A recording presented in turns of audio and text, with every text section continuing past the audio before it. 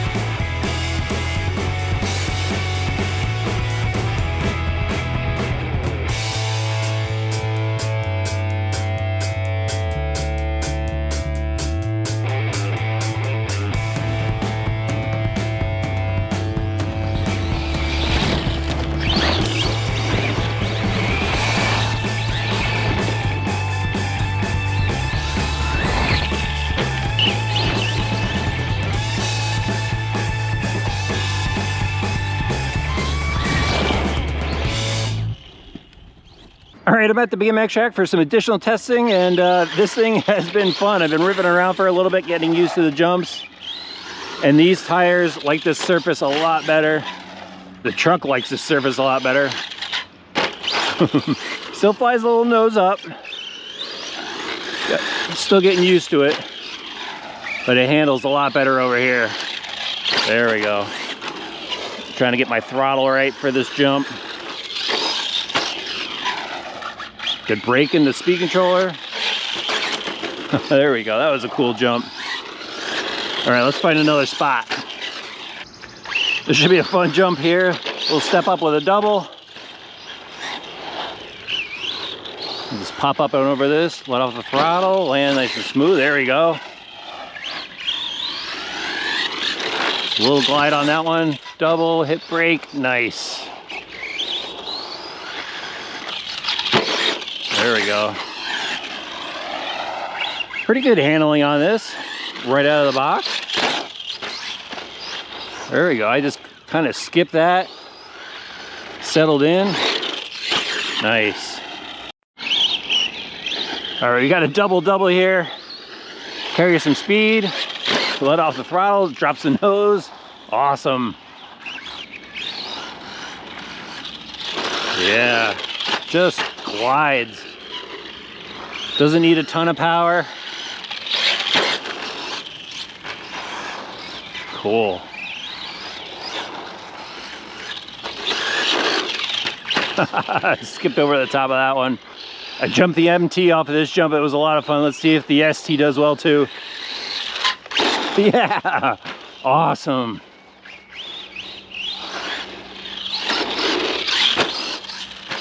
Love it.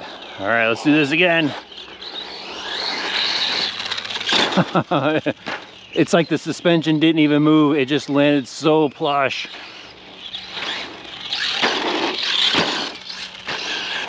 All right, last one.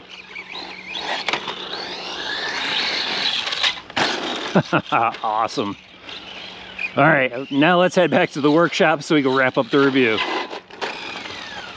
It's time to talk about the performance of the ST. And to start, I took this thing over to the BMX track, put it down on the ground, ripped a few passes back and forth over a couple jumps, and it stopped. The motor moved and stripped the spur gear in the process. So I had to run back home and fix it. When I went back, there was riders on the BMX track, so I went over to my dirt lot to go and bash this thing. And this thing isn't really situated for really rough, loamy dirt, and that's what that was. But I made the best of it, got you guys some cool action footage. It was pretty awesome ripping this thing through the berm. There was a couple straights where I was able to get some air and really get some speed out of the truck, and it was, I did get some fun out of it there. But this thing is really at home on a hard-packed dirt surface. So I went back to the BMX track the following day and was able to get some more runtime in on it there, and I really had a blast. This truck handles really well, and it's really fun to drive. It really reminded me of those great days of driving or racing stadium trucks.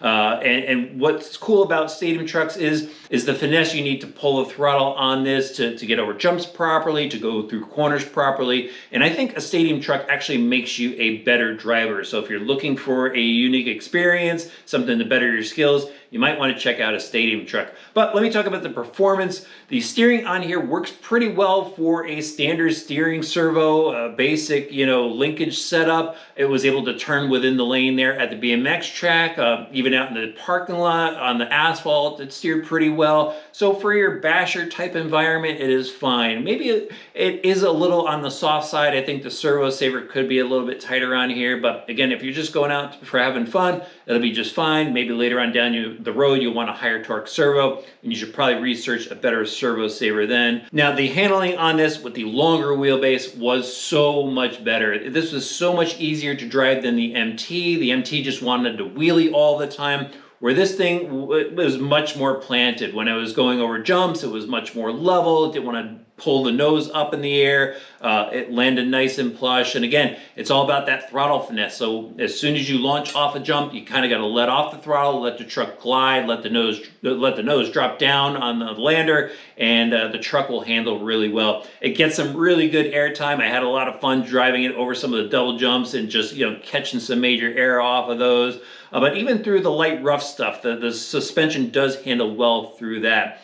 Power. This thing has plenty of power on tap. That Flux power system is a beast. You could really get some high speeds on the straights and stuff. And if you get up enough throttle, you could really clear some big jumps with it. But again, remember your throttle and even some braking, get that nose down on the lander of the jumps. Now that we talked about all the good things, it's time to talk about some of the issues. And the first one was obviously the motor wasn't tight from the factory. So if you do go and pick one of these things up, I would really suggest tightening your motor screws, your 2 motor screws, and even your pinion screw. I did drive the SC truck that we're going to have here on the channel pretty soon, and the pinion gear fell off of that one. The set screw wasn't tight. So my tip to you guys is definitely check the motor and pinion screws on this truck. Next up is the spoiler. It's a Lexan spoiler. It does look super cool, but after a number of tumbles, it's going to start to crack and it's eventually going to fall off. Mine's already starting to crack. So it'd be nice if HPI came out with a molded nylon spoiler for it so that doesn't happen. The other thing I noticed on this is the shocks are starting to show signs of leaking oil out of them. They're really damp at the bottom. So you might have to find a replacement O-ring for that, but my suggestion would be to find a better shock, such as an aftermarket aluminum shock. But definitely just wanted to make you guys aware of what's going on with this truck here. And finally, I did notice that it looks like the rear rims bent just a little bit. I was really beating on this truck at the dirt lot, and I think it did bend the rims a little bit. You can see them wobbling. That's something that you're probably gonna have to find, again, an aftermarket replacement for it. I got a set of Roapex tires that I reviewed here on the channel. I'm gonna put on this truck. These are some good tires, so that's my replacement option for it. Other than that, this truck is a blast to drive. Again, a stadium truck is a unique driving experience. I think it makes people a better driver, and if you're looking for that type of challenge, this is definitely a truck to consider. All right, if you haven't done so yet, please click that subscribe button and the notifications bell. Throw the video a like, and we'll see you back soon for some more RC Driver videos.